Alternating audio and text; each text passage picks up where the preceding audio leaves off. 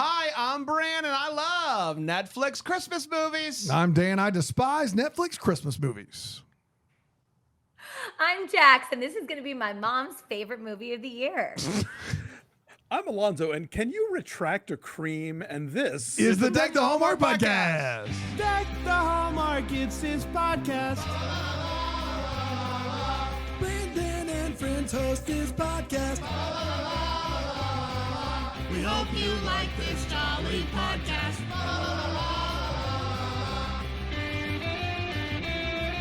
Hey, all you perverts out there tuning into the stripper movie. Come on, guys. Saying this is a stripper movie is like saying it's a movie. Oh, you stop it. It's great to be here today. Happy Thanksgiving week, everybody. We made it. And this is a big deal because Netflix is taking a week off. I know. Because of how many other movies we have. But we're going to get back to it. Lindsay Lohan will be there when we get back. She'll be there. Renaissance waits for Deck the Netflix, in fact. That's true. That's true. What are you guys doing for Thanksgiving? Jax, are you going anywhere for Thanksgiving? No. So, the fact that we canceled our recording, I'm just gonna kind of sit around and think about you guys. I'm doing that. Look out the window wistfully. It wasn't canceled. We were never doing it to begin with, and I do want that on the record. No, you're right. Honestly, it wasn't you guys. It was me just hoping against hope that we'd spend the holiday together. No, I'm going back to Pennsylvania, but just for the day. We'll be talking about all of the movies that have come out so far. I'm sure my family will be very excited to give me all their thoughts. And you're going to play Christmas movie magic with them, I'm sure. Yeah. You're going to play this. Card game that's sweeping the nation. I've already been playing with them. Well, and I got to say, it's perfect for this week. Yeah. There's so many movies that are going to be premiering this week. And so the fact that we have this game, Christmas Movie Magic, deckthehallmark.com/game, it's perfect. You don't want to have conversations with family members. You want to just you want to beat them activity. soundly in a game. That's Everybody exactly knows right. you got like one good day, and then the rest of the week you're like, well, I mean, what do we do now? So now you can do this. You can watch the Christmas movies, and you can have a lot of fun. I'm excited to play it with my family. Of course, this Thanksgiving. Yeah. It's gonna be a lot. What about you, Alonso? Well, Dave's very excited about cooking because the last couple of years with the old hips and all, he was not really down for it. But now that he is all robo-hipped up, we're getting the turkey, we're doing the whole thing. Friends are coming over, they're going to bring stuff. It's going to be awesome. And if you are on watching us on philo.tv/DTH,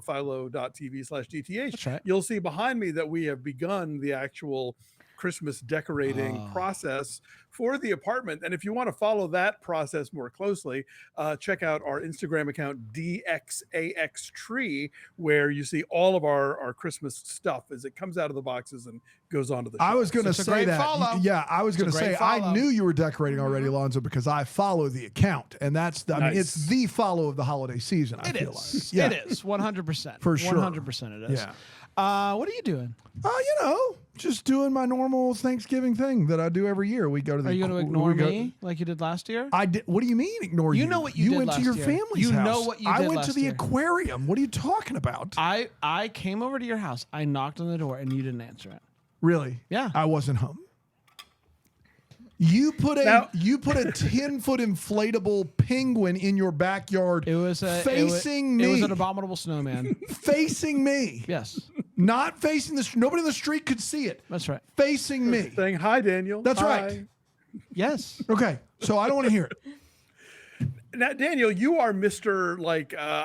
We have the meats. Like you've got your big sort of barbecue smoker thing in the yard. Yes. Do you do a turkey up? I notoriously hate turkey. I think it's the most overrated thing. Last year, my kids wanted a full Thanksgiving dinner. I did smoke a turkey. I thought it came out pretty well. Typically, I do a beef tenderloin. Nice. I don't know what I'm going to go with this year. Undecided. I typically lean on something like anything beef related for that, like if I can. So like some years we do charcuterie. We get a charcuterie plate and we just do that. I'm kind of anti the traditional Thanksgiving spread. You can read about that in I'll Be Home for Christmas movies. My essay's about how I hate Thanksgiving food. So it's not Steak Party 28. Steak Party 28. We need it now more than ever. More than ever. Wait until you see our cabinets. Oh my goodness. It's A1 sauce. It is a lot of different seasonings. It better not be A1 It sauce. is. It's jam packed. Yeah. I don't even know how we got smoke. Heinz 57. I don't know smoke. how we got this much space in the cabinet, but we did. That's right. Yes. Aaron? Hi, Aaron. Hi. Can I ask a clarifying question about last Thanksgiving for Brandon? Sure, yeah. You're upset you didn't see Dan when he invited you over to help with the turkey, but you never showed up. That's right. That's the Thanksgiving you're upset about? Aaron was at my house. Aaron was at my house for Thanksgiving, so she can confirm all of Burn. this. Shade. All I know is have I woke up at 5 a.m. and we had an agreement. We were going to wake up, we were going to hug, we were going to look at each other in We the were going eyes. to wake up, hug, and look at you. No, Look what? each other in the eyes and say, I'm thankful for you, and do our mantra. And I knocked on the I door. can confirm Dan was awake at that hour. I was, yeah. Because his kids wanted to go to the aquarium. That's right. So that hurts even more. But like I'm beginning to think you didn't knock on his door at all. Brain's a liar is what you should take away from this. That's what you should take away. Do you want to do Also, it right now? is last Right, Thanksgiving I don't. Is last Thanksgiving when you tried eggnog around that time? Around that time. Yeah, Yeah. a little before then. Probably like early that's November right, when we 'cause started you Naga told Clock. Sarah about Yes. it. Yeah, that's right. yeah. Sarah, have you heard about this stuff? You heard about this eggnog? Heard about this eggnog? Sarah had not heard about it. Eggnog? Yeah, Sarah couldn't believe I liked eggnog. Let's talk married gentlemen, shall we? Oh, let's. Gentlemen. I am thankful for you. I want that on the record. I'm thankful for you. Hold hands. It's perfect. The Married Gentlemen originally premiered on Netflix on November 20th, 2024, and it went a little something like this. The movie kicks off in the big city for the annual Jingle Bells live show. They're a knockoff rockette team. The people love it, though. Everyone else that watches the movie does not. They're not good. In the middle of all this, So little is. in the middle of it all, though, is Ashley Davis. She is a legend who has apparently been doing the Jingle Bell show for 12 years.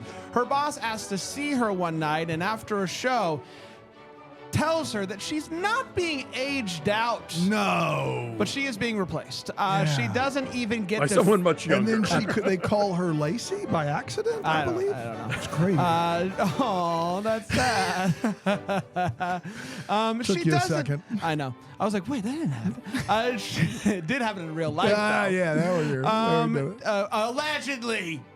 She doesn't even get to, they can't sue us. She doesn't even get to finish out the season. She leaves and she screams, "Ah!" A real thing that happened in this movie.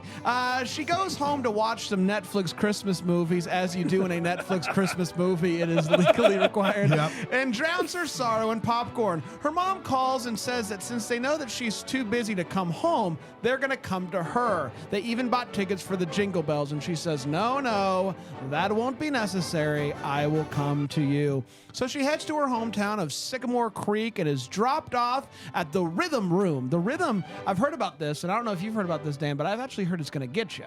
Yeah, rhythm is going to get you. Rhythm's going to get you, man. It's going to get you. She immediately, thank you, Alonso. She immediately gets tangled up in some garland that a hunk is putting on the lamppost outside. The Rhythm Room is a venue that her parents own. They hug, and the parents immediately go to meet with a woman who owns the building. Turns out the landlord keeps raising the rent on them, making it hard for the venue to bring in big artists, which makes it hard to make money, which makes it hard to fix faucets. That's right, everybody. The faucets are broken. But who needs money to fix faucets when you have Luke? Luke is the Garland guy from before, and he comes in and he helps with repairs as they need him. He agrees to give Ashley a ride to her sister's house, and they spend the ride talking and getting to know each other a little bit. The next day, she heads down to the venue, and it doesn't take long for Luke to show up shirtless. She finds out that her parents are in quite the bind. There's a juice bar that's interested in not only taking over the lease, but back paying the 6 months that they are behind with the rent. When all is said and done, her parents owe $30,000. But something that the landlord says inspires Ashley to put together an all-male dance crew that will bring in the people. And who better to lead this team than the shirtless Luke? She will call them the Married Gentlemen. That's the name of the movie! My God. Oh my gosh! Luke is hesitant at first, but if it helps save the rhythm room, he'll give it a shot. She recruits the hunky bartender and her sister's husband, who also happens to have been a stripper for bachelorette parties. It was a different time, okay? She works on coming up with a routine, and the guys are taking it seriously. Luke doesn't feel like he's getting it, so they slow dance together to help him understand the beats and the movements and whatnot, and the sparks begin to fly. It's finally time for the big debut of the Merry Gentleman, and Luke is freaking out, breathing into a bag. What if people don't like my body? Yeah, it's tough when you're... Luckily, Ashley has some tricks that she picked up over the years to help with the nerves. It's called hard drugs. I'm kidding. The tickets are $30 a pop, and the crowd, they love it.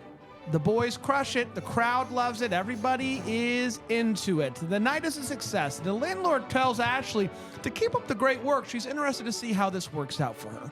Luke congratulates Ashley on her big success, gives her a necklace, a little soon for that, but and asks to walk her home. They get some pizza and really start to open up to one another. She didn't expect to enjoy choreographing. You got it. That's what you say.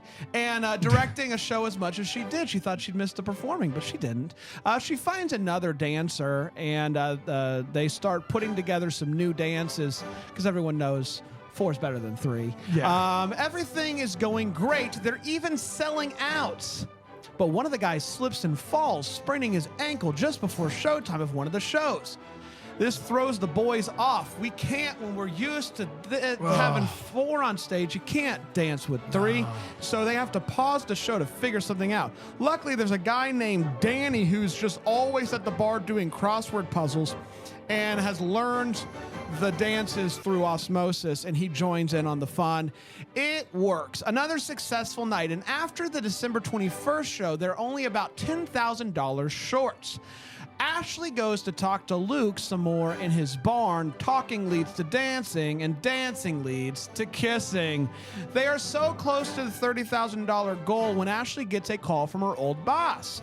They have a 911 situation, and they need her back ASAP. They are willing to give her a 25% raise and a 3-year contract. Whoa. The problem? She needs to be back by the big Christmas Day show, which would have her flying out on Christmas Eve. She goes to talk to her parents, and they tell her that she has to take the offer. It's her dream. You don't get these opportunities all the time. So she texts the boss, and she takes the offer. Luke, however, does not take this news well. The city girl always does the same thing, he says as he storms off looking great. The only reason I was doing this show is because I was inspired by you. She heads off to the airport before she can make things right with Luke, and he goes on stage to attempt his routine, but he can't do it. Suddenly, she walks in, and he can dance again. She tells him that she could do it. Couldn't. Oh. She tells him, I tried to leave. I tried to get to the airport. I just couldn't do it. And so they celebrate with a big kiss, complete with a lift. Lift. Yep. They all celebrate Christmas together and with Christmas dinner in the rhythm room. She gives the landlord all the money, and she joins the table, and they share one more kiss. And that, my friends, was the Merry Gentleman. We did it. Let's take a quick break, everybody. We're going to come back. We're going to break down the Merry Gentleman here on Deck the Hallmark.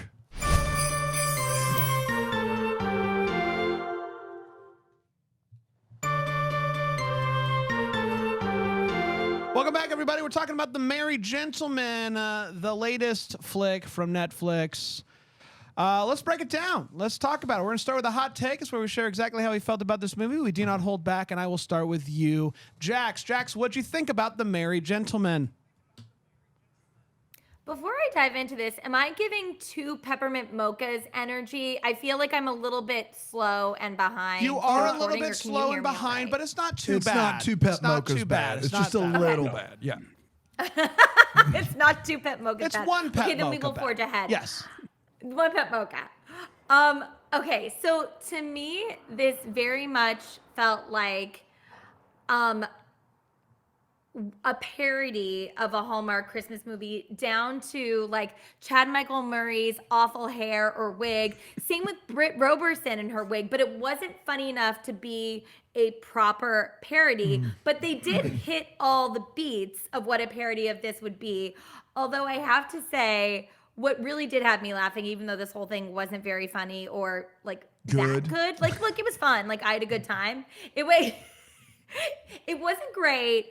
It was fun, but at the end, we're all used to these, the tropes in the Hallmark Christmas movies of the end when it's the recital or the big performance and it's emotional because they just can't go on until they see that person in the crowd. And seeing Chad Michael Murray play that with such earnest, perfection. He can't take his shirt off. He can't strip without her there. I was laughing so hard. I was crying. It was honestly, it made the movie for me. Beth Broderick and Michael Gross are great as the parents. Yeah, this is not there's a lot of movies out there this year. You don't need to watch this one, but if you want to see some hot men shirtless, go for it. I told my mom today, I was like, you got to watch this one. So go for it if that's your thing. As someone who looks very similar to Chad Michael Murray when I have my shirt off, I get it. Just because you have an amazing body doesn't make it any easier to take your shirt off. Even when you're some piece of meat, you can still be self-conscious. That's exactly about right. That. That's exactly right. Alonso, you get it as well. What are your thoughts? Yeah, for sure. Oh boy, this movie just strikes me as such a failure of nerve. Yeah, this is a male stripper movie where the pants stay on. Yeah, they wear pants the whole movie. They wear pants the whole movie. It reminded me of this is a fun little bit of recent television history. So the soap opera, I want to say As the World Turns, had a gay couple. It was a big deal for daytime TV. They were known as Nuke. It was Luke and Noah, and they had kind of been teasing out this relationship for over a year.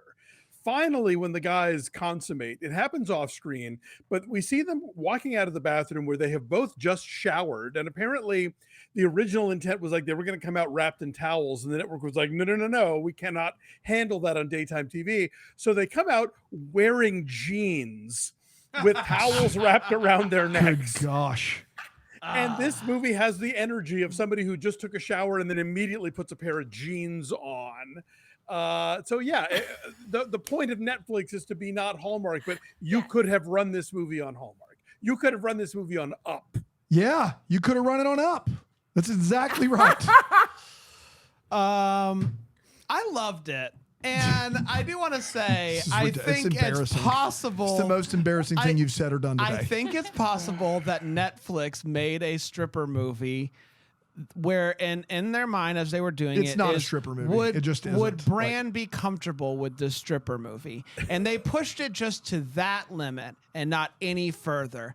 And so when you're at Myrtle Beach and you see a guy in a Speedo, do you blanch? Oh my gosh, faint? no, it's fine. But it's the stripper movie, you were like, how far are they going to go with this? And it was never to the point where I was upon the pictures ahead of time, they were going to go pretty far. They didn't.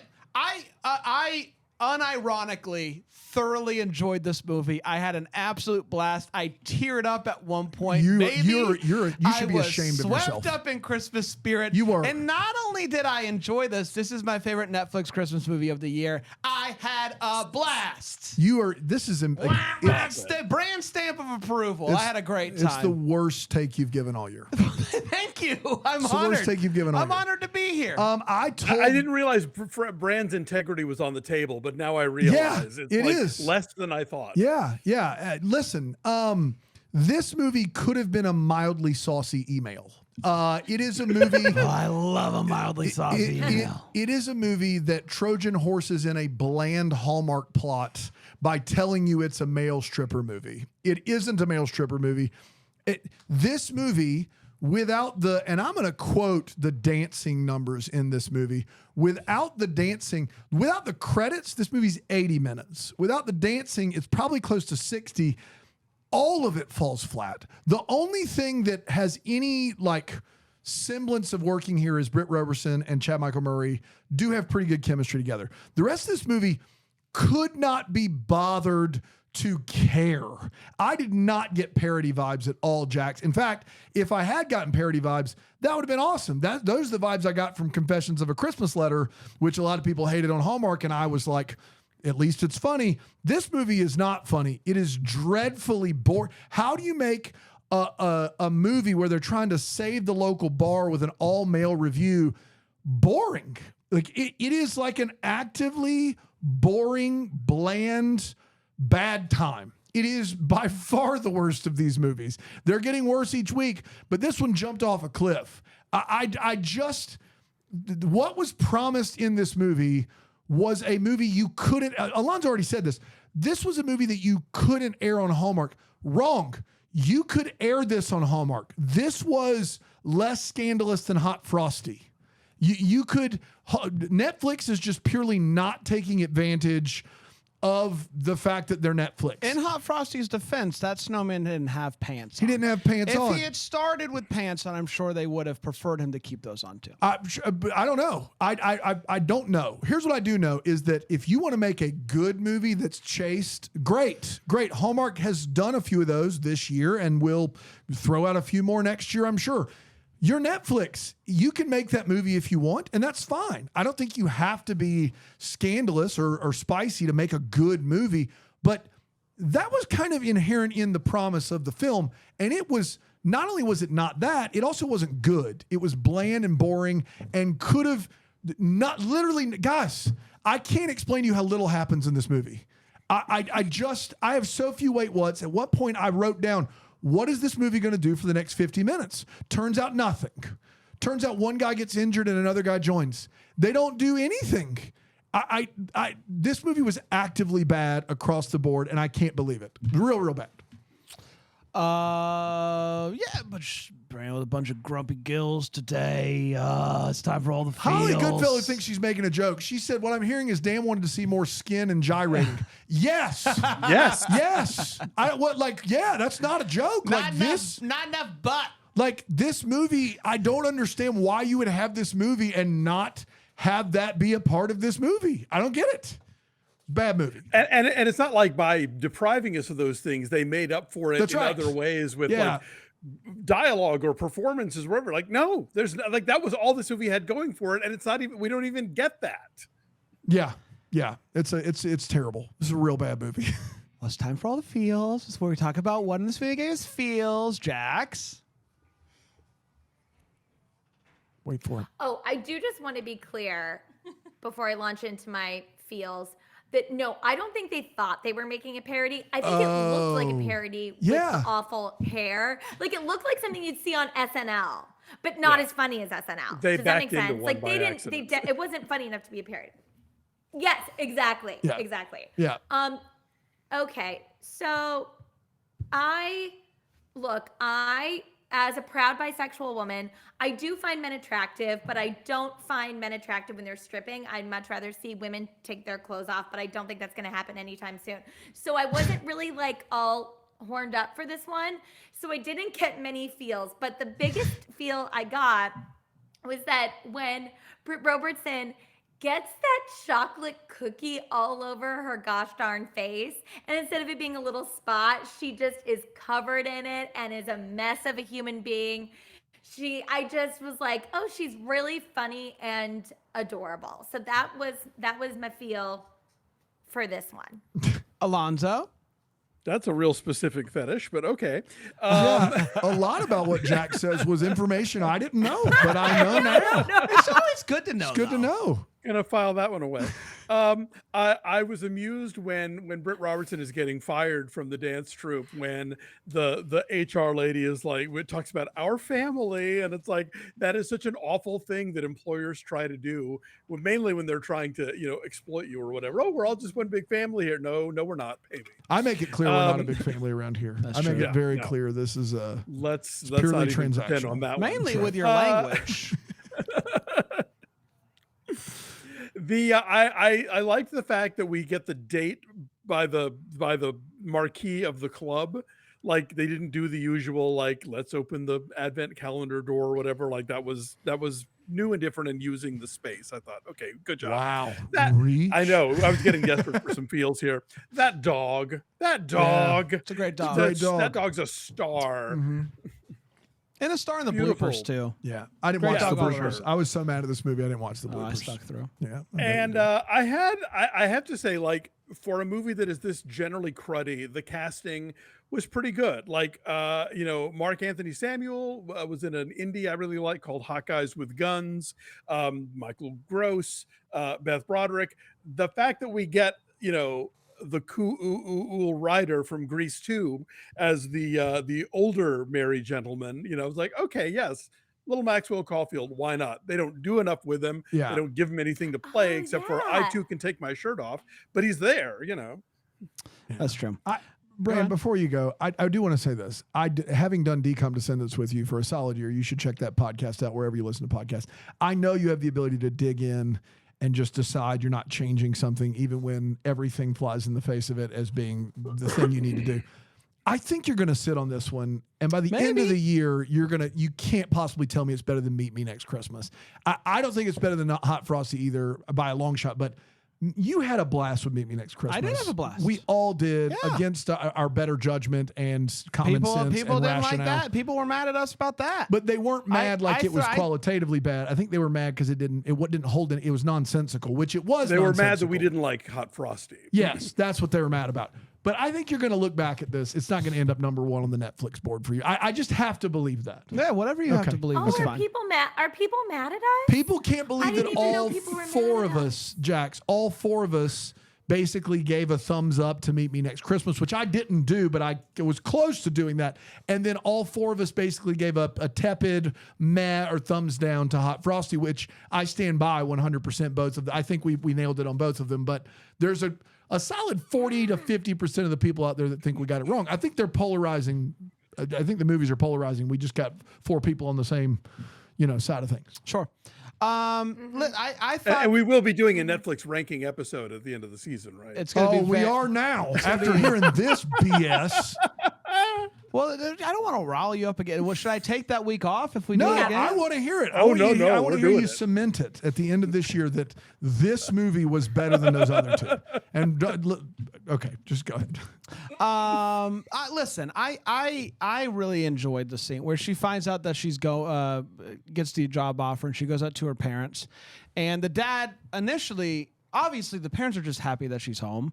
And the initial response of being like, I hope you told them where they can shove it. And then they read the room and they read how their daughter is reacting to this. And then they move into the encouragement of being like, yeah, if this is the thing, if this is your thing, then you should go and do it. I thought they handled that really well, and it felt true because, of course, as a parent, you would love for your kids to always be around. But then when you realize that they're really excited about it, the way that they encouraged her, I thought was really sweet, and it did make me tear up. I was in a mood, guys. I was in a mood. That dad I did not think was good. I loved him. I loved him. Goodness. I thought it was great. Dano? I mean, listen.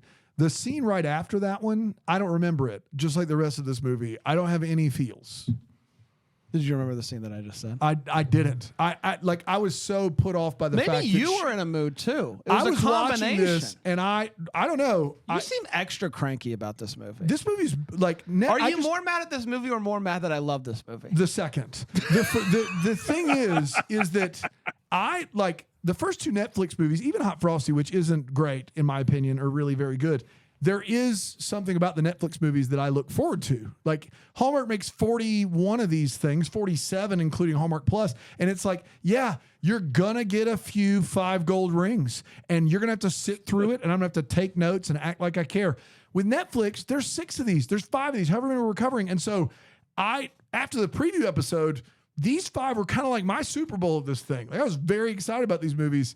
This one wouldn't finish in my top 30 Hallmark Christmas movies this year. So there's that. Let's take a break. We'll come back. We'll get to the what the Hallmark here on Deck the Hallmark. I got it, guys. Deck the Hallmark. Hi, everybody. everybody. Welcome back. We're talking about The Merry Gentleman, Netflix. It's time for the Wait What. It's where we talk about what in this movie made us go, wait, what? And I will start with you, Jax. 3, 2, wait for it. Here it comes. I've got 2. Yeah. So as you know, as I mentioned earlier, I was not super excited to see these men strip. However, the man that I was looking forward to seeing strip the most was Maxwell Caulfield, British actor, who I think is quite attractive.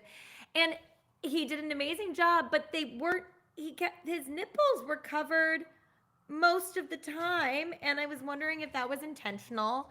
I don't even know if we can air this. It was kind of a Fosse suspender, you know, so it could go either way. Are we trying to make this movie more scandalous than it was? I have written. I cannot take off. They covered his nipples. I'm backspacing mine. Like the nipple count, obviously low. Nipple is all this movie has on the table. I mean, come on, and the gun show. Anything else, Jax? Yes. Then, of course, the other one. I was like outraged and screaming at this.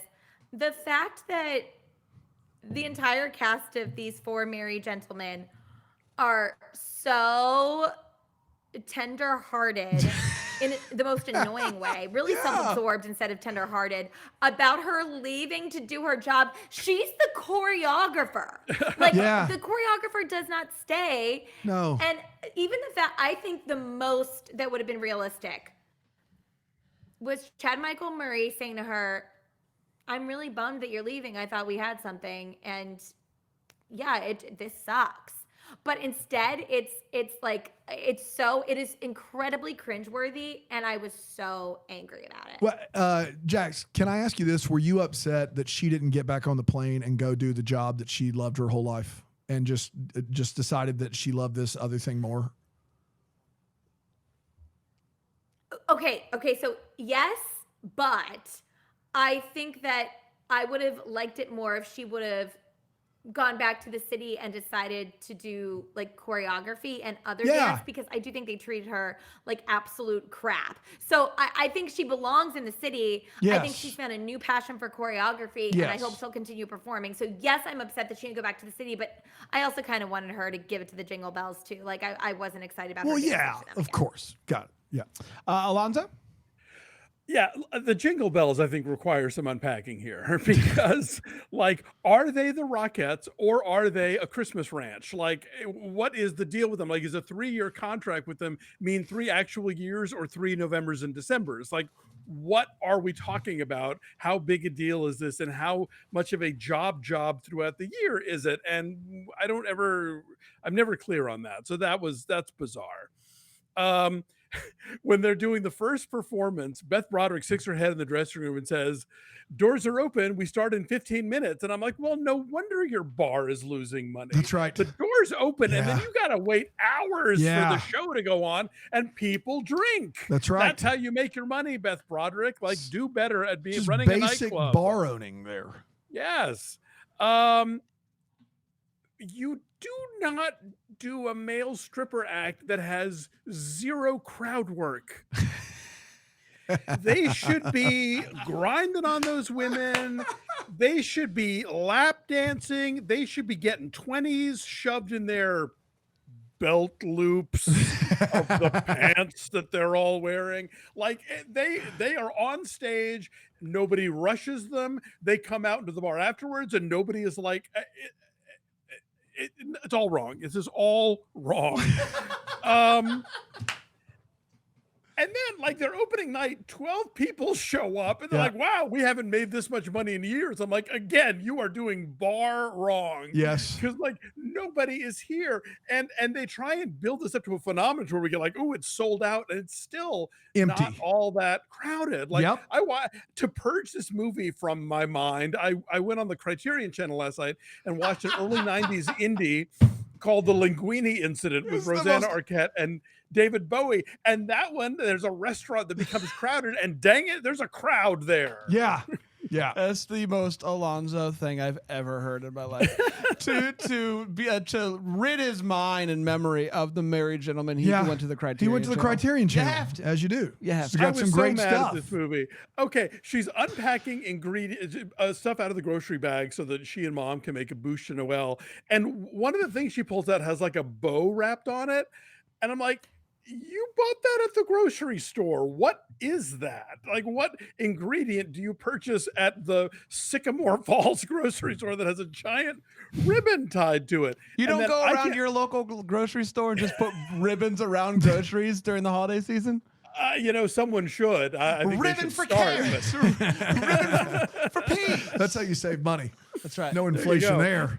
I can't speak to this directly, but Dave was very objecting to their bouche de Noël craft in terms of like when they're like rolling it up and everything. He was like, no, didn't look wrong, right. wrong. I don't know what is right, but I didn't look right. Yeah, he could tell you from experience that they totally muffed that up. And then, okay, whether or not she goes back to the city, the movie doesn't even give her the agency to be like, you know what? I'm not going. She's in a traffic jam on the way to the airport. And then the next thing we know, she's back at the club. Did she really decide not to go back in town or did she just miss her flight and go, I'm going to go back and say all the right things. Yeah. Like, it was more The of a movie had convenience places thing. to be, and that place to be was the blooper reel. Yeah. They were just trying to get to the blooper reel however they could. I mean, there's such a rush of this movie. Like she and Chad Michael Murray barely have time to like create a relationship. But yeah, that whole ending is like, did you really decide that you weren't going to go back, or did you just sort of throw your hands in the air because the Christmas Eve, the airport was so backed up? Which, by the way, pro tip, it's not. December 23rd is a terrible day to travel. The 24th is wide open. Yeah. Nothing makes a guy get butterflies in his tummy like someone saying, this was just more convenient. The traffic was a bummer. And so you're more I went by option B. I chose to stay because I really didn't have another choice. Yeah. Honestly, I literally couldn't make it to the airport. I tried. I just wouldn't let me. Not letting her finish the season not only seems really mean, but also really ill-advised, right? Like she's the focal point of the Jingle Bells. There's 3 weeks left in the season. And for them to be like, you're out now, we got to get her. That's no wonder it didn't work out. You were setting that other dancer up for failure to throw her in there, and of course it didn't work out. I would assume they brought one of the current dancers into her spot, and then new dancer. She says what happened to her, and she says showbiz isn't for everybody. Wow. I just assumed that they didn't put her in that center spot. You would hope, but I don't know. You would hope not. And then her understudy got Flurona. Is that what they said? Flurona. Is what they said. Flurona. Classic Flurona. Yeah. Flurona. Hate that. I maybe it's just because I've had my Christmas decorations since November 1st, but a little late to be putting Christmas decorations up on the town lamppost, right? She gets sent home right around Thanksgiving, doesn't It's she? the first week of No, it December. says December 3rd, 4th on the marquee. That's late, isn't it, Alonso? I think for a public venue, That's right. Great. That's right. Good. Can you imagine? We don't have to worry about that in Greenville. Greenville, you No. drive around and it's always year-round. Christmassy. Yeah, And that's always. why I appreciate it. Unless it's like 100 degrees outside. Then there's not much we can do about that. To your point, Alonso, about not knowing what the Jingle Bells are, the most confusing part of this to me was when she gets the call and she's like, this is interesting. And then when she finds out that she has to hop on the next plane for the Christmas Eve, she's like, I didn't know it would be so soon. You're the Jingle Bells. Yeah. It's December 23rd. That's why we're Christmas here. is kind of a big deal. It's like this is it. You're the Jingle Bells. How many more performances do they have for the season? That's one of mine, if that's your last one, which is, thanks for the tag. Jax, are there a bunch of Broadway shows on Christmas Day, or the Rockettes, do they perform on Christmas Day? I honestly don't know. I think the Rockettes perform on Christmas Day, and I don't think other shows usually do. Yeah. So what about Elf the musical? It's a good question. Sold out, man. I hope. Yeah. They make it sound like she's got to get back for what amounts to one performance. Like the whole thing's going to change after Christmas Day. And are they going to have one on Christmas Day? Looks like they do have shows. The Rockettes have shows on Christmas. They have the same number they always do. Yeah.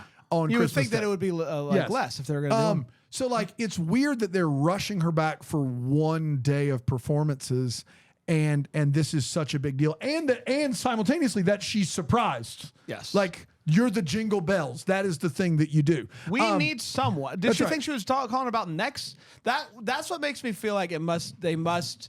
This is the Jingle Bell show, but they have the crew dances.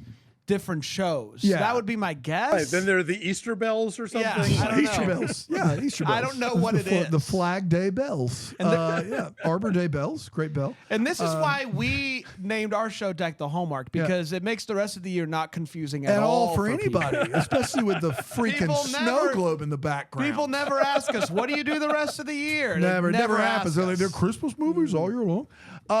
So Alonso did start to dive into this bar and how terribly it's run, and the fact that there are what Alonso said was a dozen people at this first performance, and there are a dozen people if you count the employees. There are maybe 7 women there, and here's the thing: is those 7 women are there for every show.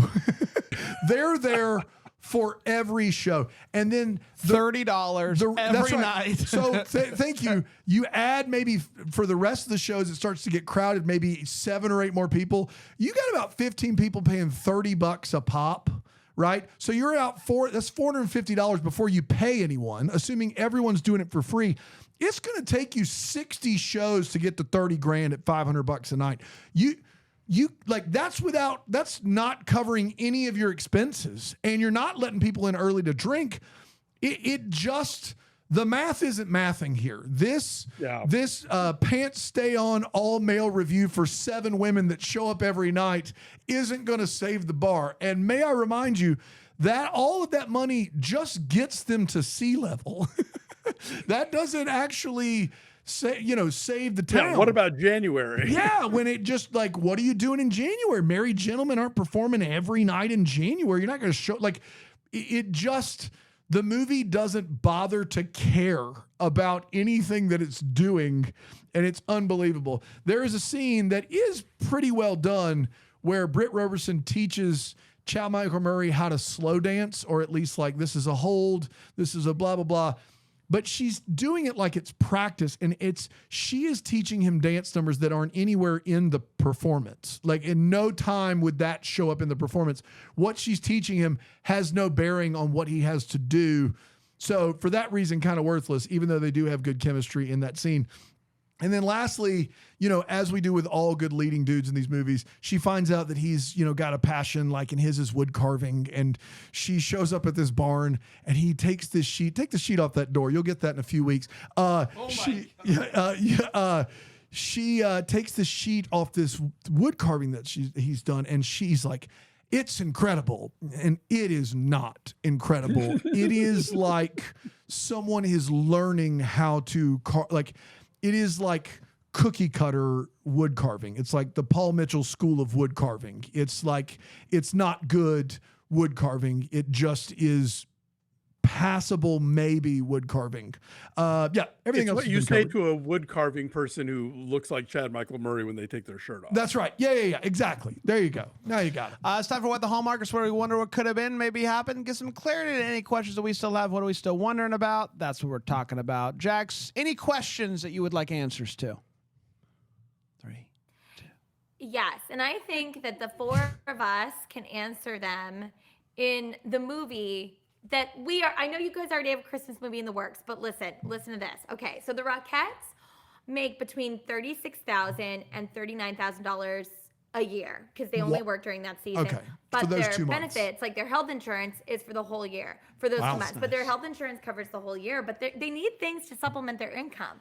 Yeah. So I would really like if they would do some exotic dancing. So here's the 3 titles that I present to you, and we can see which ones we like the best. And should I get Okay, the beep Kicks, button ready, or Curves, and are you going to be Christmas. good to go? You tried to interrupt her on a 3-second delay. I know, That's it was on my you. It was a fault, good my bit, fault. but still. My bad. That wasn't really really good bit, and it's my fault. It isn't. You're on delay. Okay, so it's Kix. How many peppermint mochas? 2 peppermint mochas. How 1 many, Jax? peppermint mocha. Okay, go ahead. Give us the titles. Give us the titles. So okay. So here, are we calling it Kicks, Curves, and Christmas, Rockettes Under Wraps, or Burlesque Bells? And now I'll finally get. Look, this is a good story, you guys. Of like, what are the Rockettes gonna do in the off season? They're gonna do some exotic dancing. Yeah, I mean, I will say there's no 2 people more fit to write this story than us. We are experts in the field, and I think we've showcased that today. Yeah, no question about it. I think those are all really good. I like the Kicks, Curves, and I like Rockettes Under Wraps. Okay, there you go. There's got to be something. There's too many under wrap movies, though. You know? Like, I just feel like it might get lost in the weeds. There's unwrapping. How many under wraps movies? I don't know. You're right. Just there was Christmas Under Wraps, which Under the guy Wraps. who directed this thing made. Well, there you go. There you have it. It all Easter connected. Under Wraps. Maybe. Burlesque Ives. That's what about line ladies dancing, and it's a line dancing movie in the off season? Shut up! I am into that. Nude ladies dancing. Okay, guys. Yes. See, we are the right people. We get it. We workshopped it. Alonso. Yeah, I was going to piggyback on what Daniel was saying, that the math is completely ridiculous. Like the first night she's putting up like Santa with like $3,500 or something. I'm like, wow. We started calculating. Yes, the 10 women at $30. Like it was whatever the number she puts on the board is like more than double what they could have logically made with as few cocktails as they served, and even the $30. No way. For the handful who showed up. And I just thought, look, if they really want to make money fast, please pants off, s'il vous plaît. Somebody told this movie, keep your pants on, and they took it out. Or B, like, have a gentleman's night. You know, I think you'd get better tips. I have a question. Alonso, you were really passionate about how this movie got it wrong. So you might be able to answer so they're charging $30. Yes. For at best a 1-minute dance. It is, Do they traditionally at establishments like this where they have like dances? Jax took her mom to see a full show. Yes. So both How of long you might did be able that to show answer. last? Do they do multiple dances throughout the night? Do they do or is it, hey, come to Alonso? What Alonso's point was you come, you drink for a while, and then an hour and a half in, then the dance happens, and then what? It's got to be longer than that. There's costume this changes. event was unconscionably long. It was 4 hours. Holy we left early, moly. and they danced the whole time. Wow. Yeah. And there was, as you pointed out, Alonso, very astutely, there was lots of crowd work. They brought women up on stage. They straddled them. They came into the audience. They rubbed them down, as I mentioned before. And poor Dan had to hear that story, I think, 5 times now. Yeah, it's a bunch of times for that story about your mother getting rubbed down. Yeah. Look, if you've seen either of the Magic Mike movies, you have some clue as to how this kind of thing proceeds. And this movie doesn't do any of that stuff. Yeah.